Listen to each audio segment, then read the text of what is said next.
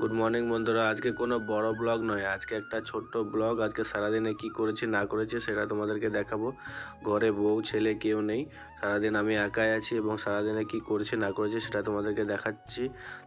তো সকালবেলায় উঠে ব্রাশ টাশ করে নিয়ে সেরে নিয়ে তারপরে ঘরে এসে দেখছি আমার মশারিগুলো খাটানো আছে।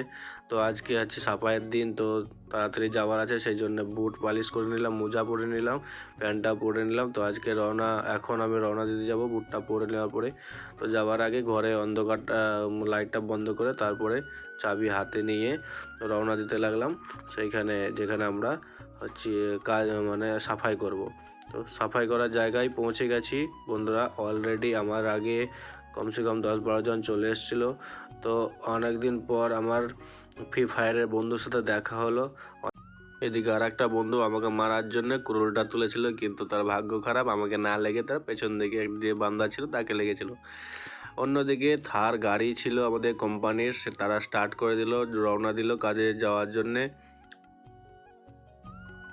তো ফাইনালি তারা টাটা বাই বাই করে দিল আমাদেরকে, আমরা টাটা বাই বাই করে দিলাম। ফাইনালি পৌঁছে গেছে তারা। যাই হোক, তো যেতে যেতে রাস্তায় দেখছি অনেক কুয়াশা পড়েছে, একদম গদি, ঘাসের উপরে গদি হয়েছে। তো তার আগে আমরা পৌঁছানোর আগে কমসে কম 30-40 জন কাজ করতে লেগেছিল। তারা মনের আনন্দে কাজ করছে। আমাদের কমান্ডো এখানে মেজর দাঁড়িয়ে আছে, ওই যে দেখতে পাচ্ছেন, গলায় একটা বুলেট প্রুফ রুমাল নিয়ে বেঁধে রেখেছে। তো সবাই মিলে আমরা মিলেমিশে কাজ করতে লাগলাম, কেউ দাঁড়িয়ে আছে, কেউ ফাঁকি মারছে। সবচেয়ে আমি বেশি কাজ করেছি, নেচে কুদে লাফিয়ে লাফিয়ে কাজ করেছি। সবাই আমাকে পুরস্কার দিল একটা। তো যাই হোক, এবার পেটে খিদে লেগেছে, তো ঘরে আসলাম। ঘরে এসে ভাতটা চাপিয়ে ভাত হয়ে গেছে, আধা ঘন্টার মধ্যে ভাতটা হয়ে গেছে। এবার ভাতটা নামিয়ে নিই। আর কি করব, খেতে তো হবে না, কোথায় যাব, না খেতে থাকতে পারবো না। ভাত করলাম, ভাতের সঙ্গে ডিমের ঝোল বানাবো বলে ডিম সিদ্ধ করতে দিয়েছিলাম ভাতের ভিতরে ধুয়ে, আর ফুলকপি ডিমের ঝোলে। তো তাড়াতাড়ি ডিমের খোসাগুলো ছাড়িয়ে নিলাম, পেঁয়াজটাও কেটে নিলাম, ঝটাঝট আদাগুলোর চামড়াগুলো ছাড়িয়ে নিলাম এবং কড়াইয়ে দিলাম এবার তেল দেওয়ার পরে ডিম একটু নেড়ে চেড়ে একটু গ্যাসের ফ্লেমটা একটু কম করে তারপরে ডিমটা কেটে চারিদিকে কেটে নিলাম, দিয়ে কড়াইয়ে দিলাম। কারণ হচ্ছে ডিম যদি না কাটা হয় তাহলে ফটাফট ফেটে যাবে এবং গায়ে তেল ছিটা লেগে যাবে, সেই জন্যে। তো তা ভালো করে নাড়াচাড়া করে নেবে। একটু হলুদ দিয়ে দিলাম, হলুদ দিলে পরে একটু কালারটা হবে। তো ঠিক আছে, এবার নামিয়ে দিলাম। নামিয়ে দেওয়ার পরে একটু দিলাম তোমার 5 ফোড়ন দিলাম, তেজপাতা দিলাম, পেঁয়াজ দিলাম, লঙ্কা দিলাম, দিয়ে মশলাটা একটু কষতে লাগলাম। কষে যাওয়ার পরে আমি নাচতে নাচতে ভালোই কষতে লাগছিলাম। কষার পরে এবার দিলাম একটু মশলাপাতি দিলাম। মশলাপাতি যখন ভালোভাবে কষানো হয়ে গেল, ঠিক আছে, আদা রসুন টমেটো সবই কিছুই দেওয়া হলো। তারপরে আলু, ফুলকপি, ডিম সবগুলো একসঙ্গে কড়াইয়ের ভিতর ঢেলে দিলাম এবং একটু লবণ দিয়ে তাকে নাড়াচাড়া করে দিলাম। একটু লবণ স্বাদ মতো লবণ দিলাম। তারপরে গরম জল করা ছিল, সাইডে রেখেছিলাম, সেটা জলটা ঢেলে দিয়ে ঢাকা দিয়ে দিলাম। তো তার ফাঁকে এদিকে একটা ছিল বরবটি, হচ্ছে লেভেল 5, আমি যাকে বলি লেভেল 5, সেগুলো খাওয়ার জন্য তো কেউ লোক নাই। তো আমার ছেলেও খায় না, আমার বউও খায় না, খালি আমি খাই। সেগুলো কেটে নিয়ে রেডি করলাম। তার ফাঁকে ডিমের ঝোলটা হওয়ার জন্য মনে হচ্ছে যে হয়ে গেল, সেই জন্যে একটু ফিশ কারি যে মশলা আছে সেটা দিলাম এবং সেন্টটা শুনে দেখলাম ভালোই হয়েছে, সেন্টটা আসছিলো। তো সেই জন্য নামিয়ে দিলাম সেটাকে।